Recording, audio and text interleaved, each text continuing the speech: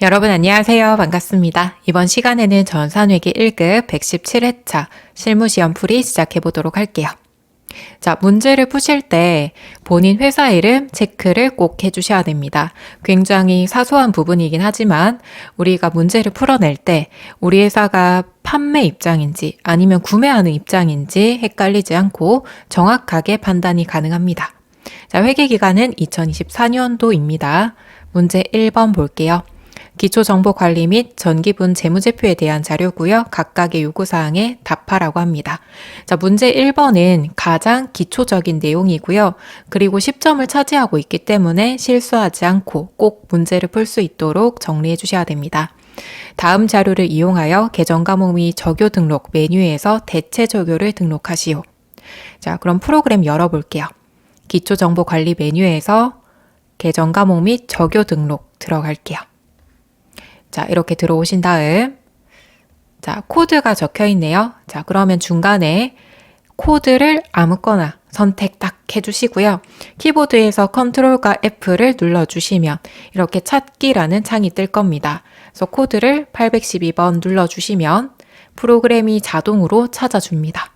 자, 그래서 코드가 있다면 저희가 좀 빨리 풀어야 되기 때문에 컨트롤 F를 눌러서 찾기에 코드 번호 넣어주시고 바로 이렇게 찾아주시면 좋을 것 같습니다. 자, 그럼 대체 적요에다가 3번 교통비, 가지급금, 정산. 자, 띄어쓰기나 아니면 오타 없도록 잘 등록해 주셔야 돼요. 자, 이렇게 등록해 주시고 종료하시면 됩니다. 2번. 자, 누락된 부분을 추가하여 입력하시오 라고 되어 있네요. 이번에도 프로그램 열어주시고요. 전기분 재무제표 메뉴에서 거래처별 초기 2월 메뉴로 들어갑니다. 거래처별 초기 2월. 자, 그럼 계정 과목 첫 번째는 외상 매출금 클릭해 주시고요. 틀린 거 있는지 없는지 체크. 자, 부곡 무역이 1,000만 원 동일하고요. 장전 전자는 2천만 원이네요. 그죠? 그래서 2천만 원으로 고쳐주시고요. 그 다음 하단 쪽에 차액이 있는지 없는지 체크해 주시고요. 그 다음 외상 매입금 클릭할게요. 외상 매입금 구석기업 3천만 원이죠. 그러면 또 바꿔주시고 온천 전기는 2,600. 자, 차액이 사라졌습니다. 그 다음에 받으러음. 자, 받으러음은 지금 아무것도 없네요. 그럼 F2 눌러서 거래처 도움 받아주시고 데모 산업 금액은 2천만 원. 자, 그래서 틀린 부분은 수정해 주시고요. 누락된 부분은 추가해 주시면 되겠습니다. 자, 종료 버튼 눌러주시고 이제 3번. 3번이 조금 난이도가 있죠. 전기분 재무제표를 검토한 결과 다음과 같은 오류를 확인했고요. 관련된 전기분 재무제표를 적절히 수정하시오. 자, 관련되어 있는 부분들은 모두 다 고쳐주셔야 되고요. 운반비, 제조원가에 속하고 550만 원이 누락된 것으로 확인되었대요. 자, 그러면 운반비를 추가시켜 주셔야겠죠. 자, 제조원가에 속한다라고 했기 때문에 원가 명세서를 첫 번째로 고쳐주셔야 됩니다. 원가 명세서를 첫 번째로 수정. 자, 운반비가 추가되면 원가 명세서에 자, 한번 들어가 볼게요, 여러분. 전기분 재무제표에서 전기분 원가 명세서 클릭. 자, 들어가셔서 메뉴를 보시면 원재료비부터 소모품비까지 쭉 들어와 있죠. 500번대 코드가 들어와 있습니다. 계정별 합계해 보시면 최종적으로 단기 제품 제조 원가가 나오는 거예요. 그러니까 뭐 재료비, 노무비, 경비 이러한 것들을 다 합친 다음에 단기에 제품 만드는데 원가가 얼마 들어가는지를 계산하겠다라는 명세서입니다. 자, 그럼 저희가 누락된 운반비를 추가하면 단기 제품 제조 원가가 어떻게 될까요? 자, 지금 11번 단기 제품 제조 원가가 7,465만 원이죠. 네, 운반비를 추가해 볼게요. F2 눌러주시고요. 운반비 금액은 550. 자, 550만 원 운반비를 추가했더니 단기 제품 제조 원가가 플러스가 됐죠. 550만 원만큼 증가한 겁니다. 그죠? 자, 그래서 지금 체크하실 부분은 원가 명세서에 금액이 추가되거나 또는 금액이 삭제가 된다. 그러니까 금액이 빠진다라고 했을 때 단기 제품, 제조 원가에 변동이 있다라는 거예요. 자, 이 금액이 변동이 될 거고요. 자, 얼마였죠, 여러분? 8,015만 원입니다. 8,015만 원으로 변경이 되었다라는 거를 체크해 주시고요. 자, 두 번째로는 손익계산서로 들어갑니다. 자, 제가 지금 적어 드리고 있는 명세서들은 다 전기분 원가, 전기분 손익계산서예요. 자, 전기분 손익 쪽으로 들어가 볼게요. 전기분 재무제표 메뉴에서 전기분 손익계산서. 자, 이렇게 들어왔을 때 제품 매출 원가가 있죠? 클릭을 해볼게요. 자, 제품 매출 원가를 클릭했더니 단기 제품 제조 원가에 7,465만 원, 그러니까 수정 전의 금액으로 들어가 있죠. 자, 우리가 얼마라고 했나요, 여러분? 저희가 적어 놓은 걸 보면 8,015만 원이에요. 자, 따라서 제품 매출 원가에 단기 제품 제조 원가를 저희가 직접 이렇게 수정을 하셔야 됩니다. 자, 이 부분이 굉장히 중요해요. 직접 수정해 주시고요. 자, 그 다음에 손익계산서는 수익과 비용을 다 넣은 다음에 마지막으로 10번 단기 순이익을 도출하기 위한 명세서입니다. 자, 그럼 제가 확인 눌러 볼게요. 10번 금액이 수정이 될 겁니다. 자, 원가가 추가됐더니 이익은 줄어들었죠. 그죠? 비용이 추가되면 반대로 이익은 줄어들겠죠? 1,853만 원으로 바뀝니다. 자, 따라서 두 번째, 여기에서는 제품, 매출, 원가를 클릭을 하면 단기, 제품, 제조 원가가 있을 거고요. 금액이 수정되었기 때문에 저희가 직접 변경을 해주셔야 됩니다. 8,015만 원으로 변경을 해주시고요. 변경하고 나면 단기 순이익 금액이 바뀔 겁니다. 자, 그 다음에 세 번째로는 자, 프로그램 열어볼게요. 잉여금 처분 계산서로 들어가야 돼요. 자, 잉여금 처분 계산서에 들어갔더니 자, 미처분 이익잉여금이 나와 있고요. 전기 2월, 그러니까 전기에서 넘어온 이익잉여금. 6번은 단기 순이익이 있습니다. 자, 단기 순이익 금액 어떻게 됐죠, 여러분? 바뀌었죠. 그죠? 얼마였죠, 여러분? 다시 손익계산서 열어볼게요. 1,853만 원으로 바뀌었죠. 자, 그래서 저희는 F6번 불러오기 해주시면 전기분 손익계산서에 단기 순이익을 불러오시겠습니까? 라는 게 뜰 거예요. 그러면 예 눌러주시면 1,853만 원으로 바뀌었죠. 자, 이렇게 바꿔주시고요. 마지막으로 두 금액 합친 거 1번과 6번 합친 금액이 미처분 이익잉여금입니다. 3,676만 원이죠. 자, 이제 마지막으로 전기분 재무상태표에 들어갑니다. 자, 전기분 재무상태표에 들어갔더니 대차 차액이 550만 원, 그러니까 운반비 누락된 금액만큼 차액이 떴죠. 자, 그럼 이 금액은요, 2월 이익잉여금에다가 수정을 해주셔야 돼요. 자, 우리가 아까 봤을 때 이익잉여금에 미처분 이익잉여금이 3,676만 원이죠. 재무상태표의 2월 이익잉여금 두 금액이 동일하도록 맞춰주셔야 돼요. 3,676만 원. 자, 이렇게 바꿔주시면 대차 차액 사라지죠. 어렵죠, 여러분? 들어가야 될 게 무려 4가지나 있었습니다. 자, 마지막으로 정리해 볼게요. 전기분 잉여금, 처분 계산서. 여기 들어오셔서 F6번 불러오기를 클릭해 주시면 단기 순이익이 자동으로 변경이 돼요. 자동으로 변경되고 마지막으로 재무상태표에 들어오셔서요. 여기에서 대차 차액이 떴죠. 대차 차액.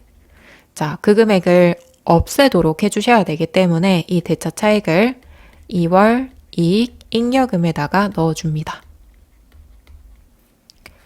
자, 이렇게 1번부터 4번까지 모두 다 고쳐주셔야 돼요. 그래서 저희가 외울 때 어떻게 외우라고 말씀드렸죠? 원숭이라고 외워주시면 돼요. 원숭이. 그리고 마지막으로는 재무상태표에 들어가서 대차 차익이 있다면 2월 이익잉여금에다가 반영시켜 주시면 됩니다. 그래서 순서를 잘 지켜서 들어와 주시면 되고요. 만약에 운반비가 제조 원가가 아니라 판관비였다라고 했을 때에는 원가 명세서에 들어갈 필요가 없죠. 그러면 손익부터 쭉 고쳐주시면 돼요. 이해 가시죠? 자, 그래서 순서는 원숭이로 꼭 외워주시고요. 재무 상대표는 문제에 따라서 첫 번째에 들어올 수도 있고 마지막에 들어올 수도 있습니다. 자, 그 다음에 참고로 말씀드리면 우리가 시험 칠 때 2월 이익잉여금이 미처분 이익잉여금과 동일하다라는 게 기억이 안 날 수도 있겠죠? 자, 대차 차액 금액을 넣으시려면 2월 이익잉여금을 0원으로 맞춰놓고 0 하고 엔터를 치시면 대차 차액 전체 금액이 떠요. 그래서 이 전체 금액을 2월 이익잉여금에다가 반영시켜 주시면 됩니다. 자, 그래서 순서를 잘 지켜서 문제를 풀어주시고요. 4점이기 때문에 저는 부분 점수가 있다라는 걸로 알고 있거든요. 그래서 본인이 할 수 있는 최대한 입력을 해주시는 게 당연히 유리하겠죠. 자, 그 다음 2번 볼게요. 일반 전표 입력 메뉴를 이용해서 다음의 거래 자료를 입력하시오. 자, 1번 볼게요. 파주시청에 판매용 제품을 기부했다. 자, 원가와 시가, 금액 두 개가 나오면 또 헷갈리기 시작하죠. 자, 일단은 우리가 차변에는 기부금이라고 써주셔야 되고요. 대변에는 제품. 자, 우리가 제품을 판매한 게 아니라 그냥 그 제품 자체를 기부했잖아요. 그죠? 이때는 원가를 써주셔야 돼요. 시가는 그냥 편안하게 지금 현재 가치고요. 내가 판매했을 때, 그러니까 매출했을 때 적어줘야 되는 금액이다 라고 이해하시면 되겠습니다. 그래서 제품의 원가 2천만 원, 기부금도 원가만큼 적어줍니다. 자, 그 다음에 우리가 제품을 판매한 게 아니죠. 다른 용도로 사용이 되었을 때 적용칸에 8번 눌러주시고 타 계정으로 대체를 꼭 걸어주셔야 돼요. 자, 그럼 프로그램 열어주시고요. 전표 입력에 일반 전표 입력으로 들어갈게요. 날짜는 7월 20일, 차변의 기부금 2천만 원, 그 다음 대변에는 제품, 자, 그 다음에 적요에다가 8번 엔터 해주시면 타 계정으로 대책이라는 게 걸렸죠. 그래서 제품을 판매 목적이 아니라 기부했다든지 거래처에 선물을 하거나 우리 직원에게 선물했다 라고 하는 경우에는 적요 8번을 꼭 걸어주셔야 됩니다. 자, 그 다음에 2번. 제품을 판매하기로 계약하고 판매 대금 중 30%를 당좌예금 계좌로 송금받았습니다. 자, 계약금을 송금받았네요. 당좌예금 쪽으로 들어왔고요. 자, 금액은 150. 계약금을 받으면 선수금이죠, 여러분. 선수금으로 부채죠. 150 해주시고 그 다음 거래처를 꼭 걸어주셔야 됩니다. 자, 이번에도 1번 전표 입력 들어가 주시고요. 날짜는 8월 28일. 차변에 당좌예금. 대변에는 선수금, 계약금을 미리 받았죠? 수금했다. 선수금 걸어주시고 거래처는 나름 물산. 3번, 묘상 매출금 중 200만 원은 대손 요건을 충족했다. 자, 대손은 자, 빌려준 돈을 받지 못해서 손실당했다라는 뜻이죠. 대손 발생일 현재 회사의 대손 충당금 잔액은 없대요. 자, 그럼 외상 매출금 자산 감소시켜줘야 되고요. 거래처 걸어주셔야 되겠죠. 200만 원. 자, 대손 충당금 잔액이 있다면 먼저 써주셔야 되는데 잔액이 없대요. 그럼 어쩔 수 없이 대손 상각비로 적어주셔야겠죠. 200. 자, 그래서 대손 충당금이 있으면 대손 충당금부터 적어주고 없다라고 하니까 대손 상각비 200만 원을 적어준 겁니다. 자, 그럼 입력부터 하고 추가로 또 설명드릴게요.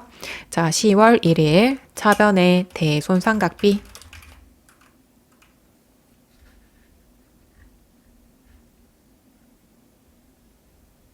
자, 대손 상각비 800번대 확인 200만 원.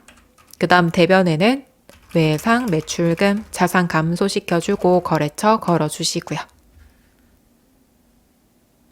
자, 추가로 말씀드리면 만약에 대손 충당금 잔액이 50만 원 있다라고 가정을 하면 어떻게 하시면 돼요? 그죠? 대손 충당금 50만 원부터 적어주고 부족한 150만 원은 대손 상각비로 걸어주는 겁니다. 자, 그 다음에 또 하나 더 추가로 말씀을 드릴게요. 우리가 대손삼각비로 회계 처리하는 계정 과목은 800번대고요. 얘는 매출 채권일 때 적어주시면 돼요. 매출 채권은 외상 매출금 더하기 받을 어음이죠. 자, 그런데 매출 채권이 아니라 기타 채권이다. 기타 채권을 대손당했다라고 했을 때, 자, 기타 채권은 미수금과 대여금을 얘기합니다. 이런 계정 과목일 때는 기타의 대손삼각비를 써주셔야 돼요. 기타의 대손삼각비 900번대입니다. 900번대. 자, 그래서 프로그램에 보면 대손삼각비가 두 개예요. 자, 한번 검색해 볼게요. 대손삼각비. 자, 두 개 나오죠. 800번대 하나, 900번대 하나. 자, 그래서 외상 매출금이 아니라 만약에 대여금을 대손당했다 라고 한다면 기타의 대손삼각비를 걸어 주셔야 됩니다. 자, 이 부분까지 잘 기억을 해 주셔야 대손에 관련된 회계 처리를 어렵지 않게 다 풀 수 있을 거예요. 자, 그 다음에 4번 볼게요. 장기 투자 목적으로 보통주, 주식이죠. 4,000주를 한 주당 10,000원, 액면가액은 5,000원이고요. 취득했대요. 자, 그럼 일단 계정 과목은 매도 가능 증권이죠. 장기 투자다 그러면 매도 가능 증권, 단기 투자다라고 했을 때는 단기 매매 증권을 사용하셔야겠죠. 자, 그 다음에 금액. 자, 금액은 4,000주 곱하기 주당 10,000원이래요. 4,000만 원이죠. 그 다음 수수료는 어떻게 해요? 취득 원가에 더해 주셔야겠죠. 그죠? 따라서 4,000, 11만 5천 원입니다. 그리고 보통예금 계좌에서 이체를 했대요. 매도 가능 증권은 회계 1급에서 자주 출제되지 않기 때문에 4번이 조금 어려웠을 거다라고 생각이 드는데 단기 매매 증권이랑 구분해서 꼭 기억을 해주셔야 됩니다. 자, 그럼 우선 입력부터 할게요. 날짜 11월 11일 차변에 매도 가능 증권 코드가 두 개 있죠? 장기 투자일 때는 178번을 선택해 주셔야 되고요. 매도 가능 증권은 시험에서 보편적으로는 178번을 써요. 123번은 유동자산에 속하는 매도 가능 증권이고 178번은 비유동자산 쪽에 속하는 매도 가능 증권입니다. 장기 투자 목적으로 이렇게 나오면 178번 뒤에 있는 걸 선택해 준다라고 이해를 해 주시고요. 금액 적어 주시고 대변의 보통예금. 자, 그러면 간단하게 단기 매매 증권이랑 좀 비교를 할게요. 자, 단기 매매 증권은 말 그대로 단기 투자를 목적으로 구입한 유가 증권이라는 뜻이죠. 그래서 단기 목적이다라고 했을 때 적어 주시고요.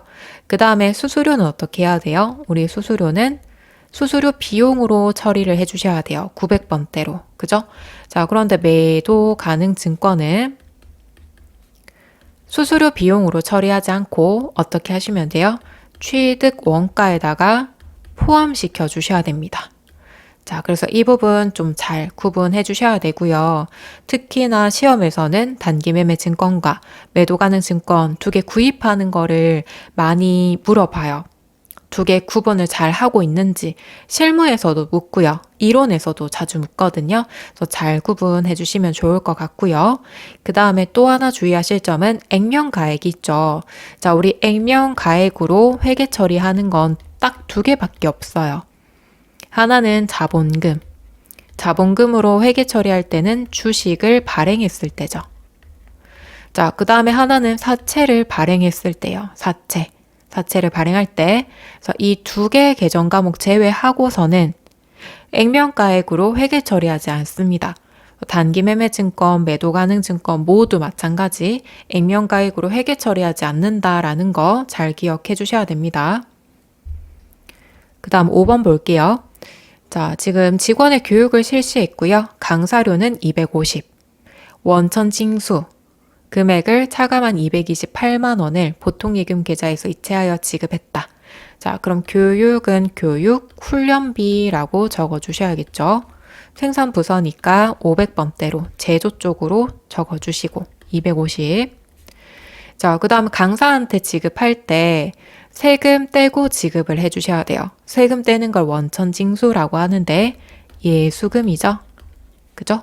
미리 수금했다라고 해서 예수금이고요. 자, 250에서 228만 원 빼주시면 22만 원이죠. 자, 22만 원은 세금으로 떼놓고 나머지 차액을 강사한테 지급을 한 거예요. 228만 원. 자, 그래서 예수금 개정 과목 나오는 경우는 급여가 많았죠. 그죠? 급여 지급하고 원천 징수했다라고 했을 때 교육을 실시할 때도 마찬가지예요. 그러니까 원천 징수했다 그러면 예수금으로 적어주시면 돼요.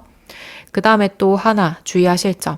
원천 징수를 우리가 이렇게 차감할 때도 있고요. 상대방이 차감하고 돈을 줄 수도 있어요. 자, 반대 경우는 우리가 이자를 받고 이자가 100만 원이라고 가정할게요. 100만 원 받고 세금 떼이고 받았다. 이때 개정 과목은 선납 세금이에요. 선납 세금. 우리가 지급할 때 원천 징수 당할 때는 선납 세금 15만 4천 원이라고 가정하고 나머지는 세금 떼이고 보통 예금으로 받았다라고 적어주시면 돼요. 그래서 예수금과 선납 세금 이 부분도 많이 헷갈려 하시니까요. 잘 정리해 주시고 프로그램에 입력할게요. 12월 4일 차변의 교육 훈련비 500번대 대변의 예수금 부채죠. 22만 원. 자, 나머지는 보통 예금으로 이체했습니다. 6번 외상 매출금 690만 원을 온천 전기에 대한 외상 매입과 상계하기로 했다. 자, 여기서 상계는 그냥 제거하기로 했다라고 생각하시면 돼요. 외상 매출금은 저희가 받을 돈이죠. 외상 매입금은 저희가 줘야 되는 돈이에요. 줄 돈. 근데 거래처가 같아요. 그럴 것 같으면 우리 그냥 외상 매입금 690 감소시켜주고 외상 매출금도 감소시켜주면 되겠죠. 그죠? 어차피 690만 원 받아서 다시 줘야 되기 때문에 감소 처리해 주시면 더 수월하겠죠. 날짜는 12월 28일 차변의 외상 매입금 온천 전기 690 대변의 외상 매출금 자산 감소 온천 전기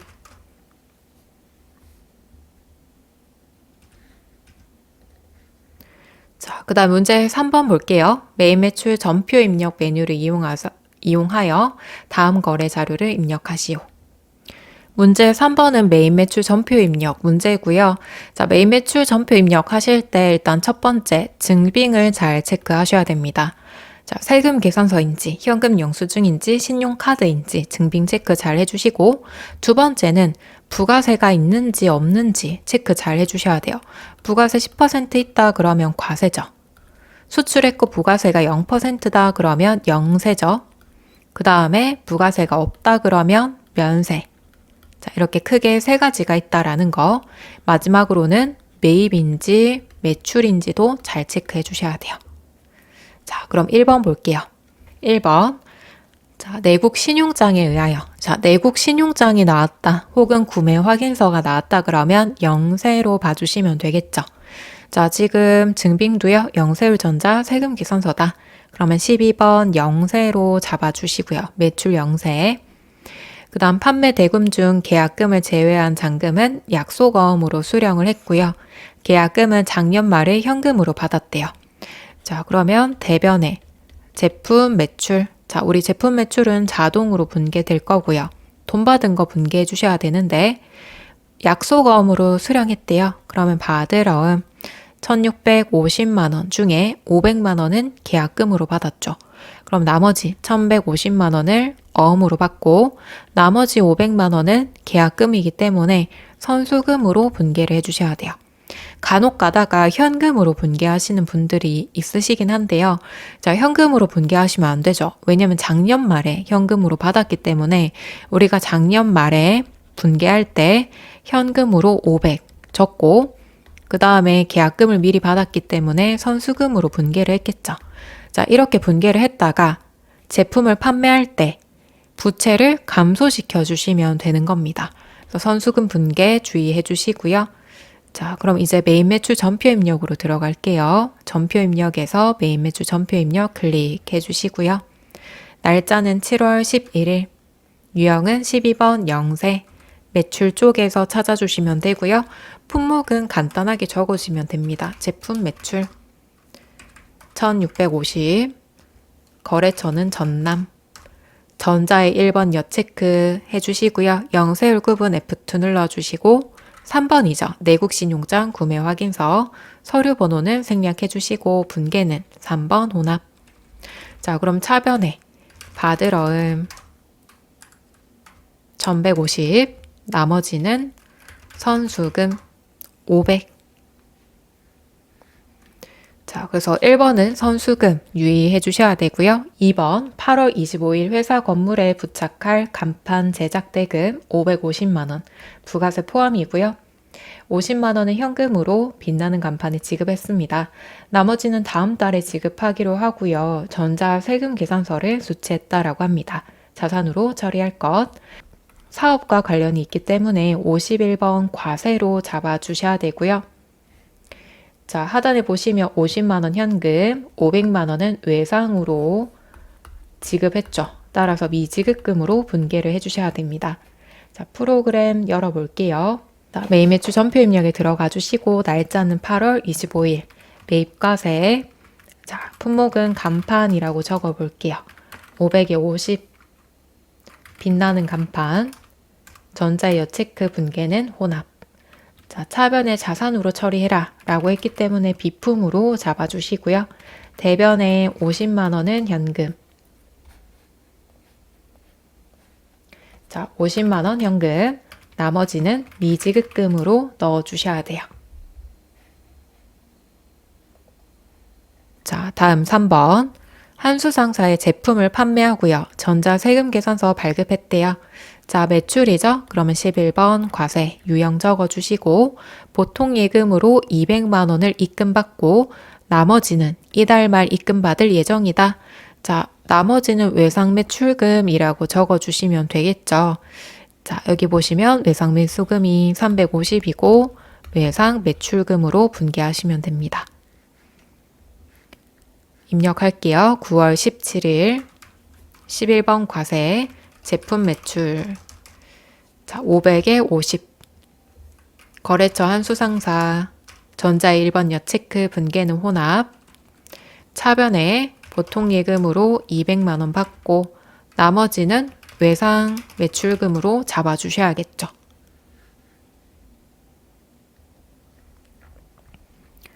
자 4번 자, 비사업자인 나누리에게 제품을 판매했다. 부가세 있고요. 현금으로 받고 현금 영수증을 발행했대요. 자, 그럼 현금 영수증이기 때문에 현과로 적어주시면 되겠죠?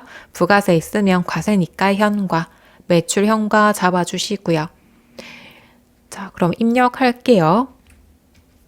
10월 2일 자, 매출 쪽에 현과 봐주시면 22번입니다. 현과, 품목은 제품 매출.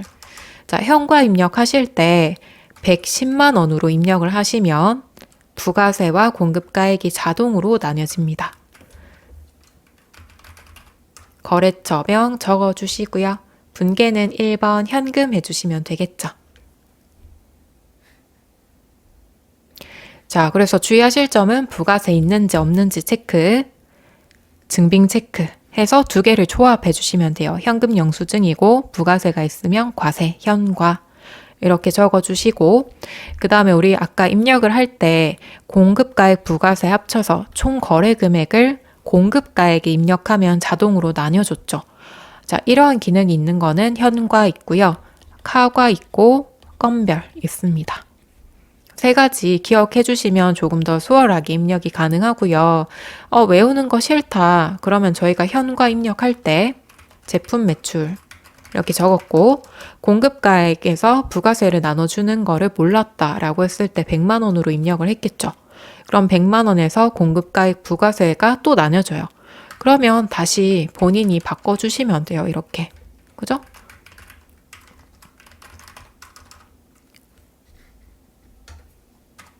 자, 그 다음에 또 하나 주의하셔야 될 점은 우리가 현금 영수증을 발행을 할 때 무조건 현금으로 받는 경우가 아니라 보통 예금이나 당좌 예금이나 저희가 이체를 받을 때도 있어요. 계좌이체 받는 것도 어쨌든 현금으로 받았기 때문에 현금 영수증 발행이 가능하거든요. 그래서 무조건 현금 거래가 아니라는 점, 계좌이체를 했다 그러면 입력하실 때는 뭐 보통 예금으로 분개를 해주셔야겠죠. 그래서 이 부분도 좀 꼼꼼하게 체크를 해주셔야 됩니다. 자, 다음은 5번. 해외 거래처로부터 원재료를 수입했대요. 수입. 자, 하단에 보시면 수입 전자 세금 계산서를 발급받았다. 그러면 55번 수입으로 잡아주셔야겠죠. 부산 세관으로부터 증빙을 받았고요. 부가가치세는 현금으로 납부를 했대요. 재고자산에 대한 회계 처리는 생략할 것. 따라서 부가세에 대해서만 회계 처리해라 라는 뜻입니다. 자, 그럼 11월 19일 55번 수입, 원재료 적어주시고, 자, 그 다음에 공급가액 260만 원이네요. 260. 거래처는, 자, 거래처는 주의하셔야겠죠. 부산 세관으로 걸어주셔야 돼요, 여러분. 부산 세관으로 만약에 헷갈린다라고 하시면 증빙 봐주시면 되겠죠. 자, 우리가 해외로부터 세금 계산서를 발급받을 수가 없기 때문에 세관장이 발급을 해줘요. 따라서 수입할 때 공급처명은 세관으로 적어주셔야 됩니다. 전자의 1번 여체크, 분계는 1번 현금 걸어주시면 얘들이 알아서 부가세 대급금만 회계 처리를 합니다. 자, 그래서 두 가지 주의하셔야 돼요. 첫 번째, 공급처명은 세관으로 등록을 해주시고 분계는 부가세만 분계를 해주셔야 됩니다. 자, 다음 6번. 자, 광고를 의뢰했고요. 우리 카드로 결제했대요. 일단 카드고요. 자, 하단에 부가세가 있네요. 그러면 카드 과세, 카과로 걸어줍니다. 자, 저희가 구입한 입장이기 때문에 매입 카가 57번 카가로 걸어주시면 되겠죠. 그 다음에 카드는 우리 카드래요. 자, 그러면 입력해 볼게요. 가맹점명 체크 한번 해주시고, 자, 날짜는 12월 1일 57번 카과, 매입 카가 걸어주시고요. 품목은 광고라고 적을게요. 자, 우리 아까 카과 입력하실 때 어떻게 하기로 했어요? 공급가액에다가 결제금액 전체를 입력을 하면 프로그램이 알아서 공급가액과 부가세를 나눠준다라고 했고요. 자, 그 다음에 거래처는 광고나라입니다. 광고나라. 자, 신용카드는 우리 카드였죠. 분계는 4번 카드로 걸게요. 자, 그럼 미지급금에 우리 카드 걸려 있고 차변의 원재료 대신에 광고 선전비로 바꿔주시면 돼요. 자, 참고로 카드로 걸지 않고 나는 혼합으로 걸겠다. 그렇게 하셔도 무방해요. 혼합으로 걸어주고 대신에 광고 선전비 800번대 바꿔주고 대변에 미지급금으로 직접 분계를 해야 되고요. 그 다음에 미지급금에다가 우리 카드를 바꿔주셔야 돼요. 자, 그래서 분계를 혼합으로 걸어도 되고요. 카드로 걸어도 되지만 하단의 분계는 틀리지 않도록 잘 입력해 주셔야 됩니다. 자, 다음 문제 4번. 자, 우리 문제 4번은 일반 전표 입력과 메인 매출 전표 입력에 오류가 있다. 그래서 저희가 직접 바꿔야 되는 문제죠. 자, 7월 13일이고요. 저는 이 문제를 풀 때 일반 전표인지 메인 매출 전표인지 잘 모르겠다라고 하시는 분들은 둘 다 들어가 보면 돼요. 둘 다 들어가 보면 되고 그 다음에 부가세와 관련이 있는지 없는지까지 체크해 주시면 좋겠죠. 정모 상사로부터 1,200만 원 차입하고 장기 차입금으로 회계 처리했대요. 자, 그런데 그 중에 200만 원의 상환기일은 2024년 12월 15일로 확인이 되었대요. 자, 그럼 24년 7월 13일부터 12월 15일까지는 1년 이상이 아니죠. 그럼 얘는 장기 차입금이 아니라 단기 차입금으로 회계 처리 들어가야겠죠. 자, 그럼 일반 전표 있겠네요. 일반 전표 입력 들어갈게요. 부가세와 관련이 없기 때문에 일반 전표 입력으로 들어가 주시고 7월 13일. 자, 그럼 장기 차입금으로 다 들어가 있죠. 자, 그러면 1,000만 원은 장기 차입금 해주고요. 나머지 200만 원은 단기 차입금, 거래처 꼭 걸어 주셔야 돼요.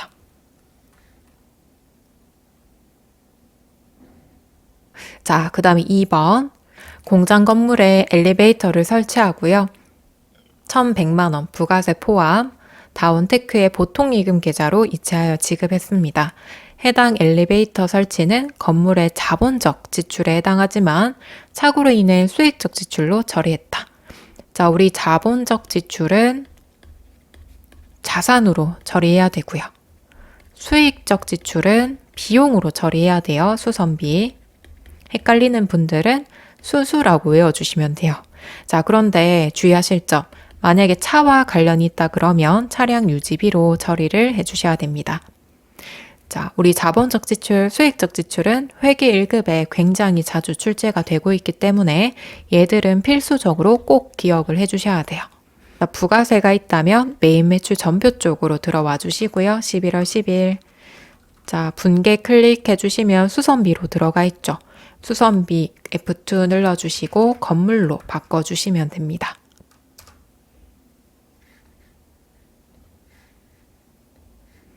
자, 문제 5번은 결산 문제죠. 자, 12월 11일에 실제 현금 보유액이 장부상 현금보다 67만 원이 많아서 현금과 부족으로 처리했대요. 자, 이제 결과는 34만 원, 결산일의 선수금으로 밝혀졌고요. 33만 원은 원인을 알 수 없대요. 자, 그럼 12월 11일 참고 삼아서 한번 들어가 볼게요. 일반 전표에 11월 10일 들어가서 보시면 차변에 현금 들어와 있고요. 대변에 현금 가부족으로 분계가 되어 있죠. 자, 그런데 현금 가부족은 결산일에 상계 처리, 즉 제거 처리를 해주셔야 됩니다. 자, 그래서 12월 31일 차변에 현금 과부족을 적어서 제거를 해주셔야 되고 67만 원. 자, 그 중에 34만 원은 선수금으로 밝혀졌다. 적어주시고 거래처. 나머지는 모르겠다. 그러면 잡이익으로 잡아주시면 됩니다. 자, 다음 2번. 7월 1일에 제품 생산 공장의 1년분 임차료 120만 원을 비용으로 처리했대요. 자, 그러면 7월 1일 날 차변에 임차료라고 적었겠네요. 제조 쪽으로 120. 대변에는 보통 예금, 현금 이런 식으로 분계가 들어갔을 거고요. 자, 12월 31일 날 보니까 이 임차료에 대한 6개월분은 단기분이 아니라 차기분이었다, 내년 거였다라는 걸 밝혀줬죠. 자, 그러면 내년 비용을 미리 납부했기 때문에 선급 비용으로 잡아주셔야 되고요. 6개월이니까 반틈 해주시면 60만 원이겠죠. 그 다음에 대변에는 임차료, 내년 비용은 감소 처리해 주시면 됩니다. 60. 자, 그래서 내가 120만 원 제대로 계산하겠다 그러면 12개월 중에 6개월입니다. 12분의 6 해주시면 됩니다. 자, 그럼 입력할게요. 자, 12월 31일 차변의 선급 비용. 선급 비용은 자산이죠. 내년 비용을 미리 납부했기 때문에 자산으로 분계. 대변에 내년 비용 임차료는 이제 비용 감소 처리해 주시는 겁니다. 자, 다음 3번. 퇴직금 추계액은 다음과 같다. 확정 기여형. 자, 우리 확정 기여형은 퇴직급여로 처리하기로 했죠. 퇴직급여. 자, 올해 처음 가입했고요. 회계연도 말에 단기분 퇴직연금을 보통예금 계좌에서 전액 이체하여 납입했대요. 자, 단 납입일 현재 퇴직급여 충당부채 잔액은 없다. 자, 그럼 바로 비용 처리해 주시고요. 보통예금 계좌에서 납입했대요. 자, 생산부서, 판매관리부서 있죠. 생산부서는 제조로, 그 다음 판매관리부서는 판관비 쪽으로 금액 적어주시면 됩니다. 자, 퇴직금 추계액은 2,200만 원 퇴직금으로 추정해서 계산한 금액이다 라는 뜻이죠. 자, 그러면 또 입력을 할게요. 일반 전표 입력 들어와 주시고 12월 31일 차변의 퇴직급여 제조부터 2,200. 자, 그 다음에 또 차변 적어주시고요. 퇴직급여 800번대 1,800만 원 대변에 보통예금으로 이체했다 4,000만 원. 됐나요? 자, 그래서 보통예금으로 지급했다라는 거고요. 그 다음에 만약에 퇴직급여 충당부채 잔액이 있다 그러면 퇴직급여 충당부채 잔액만큼 차변에다가 적어주시면 되겠죠. 자, 그 다음에 문제 6번은 장부조회입니다. 1기 예정신고 기간에 행복에 발급한 전자세금계산서의 총 발행 매수와 공급대가는 얼마인가? 자, 그럼 프로그램에서 부가가치 탭으로 들어가 주시고 세금계산서 합계표로 들어가야겠죠. 자, 여기 들어와 주시고요.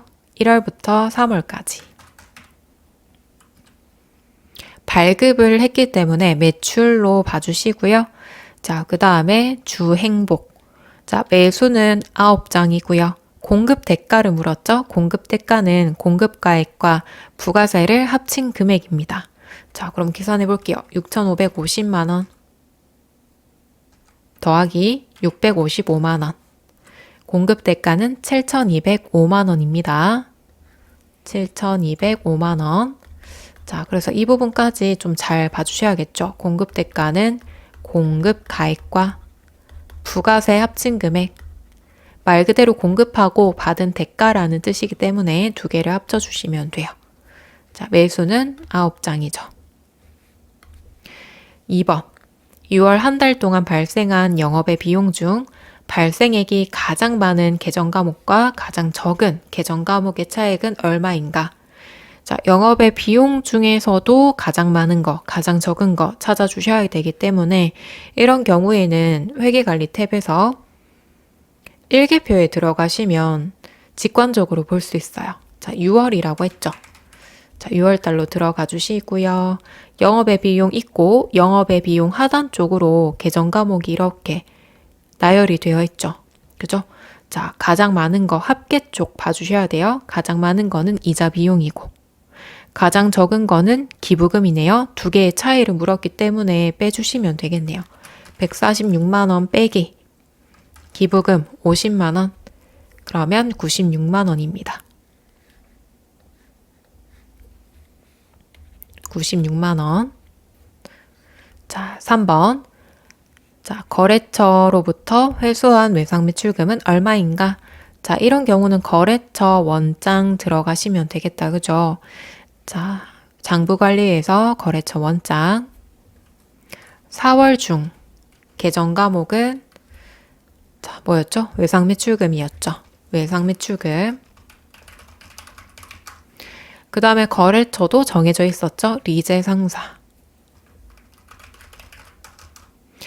자, 리제 상사 여기 들어와 주시고요. 자, 얼마냐라고 물었죠. 회수한 거. 자, 회수한 건 어차피 하나밖에 없지만 대변이에요. 1630.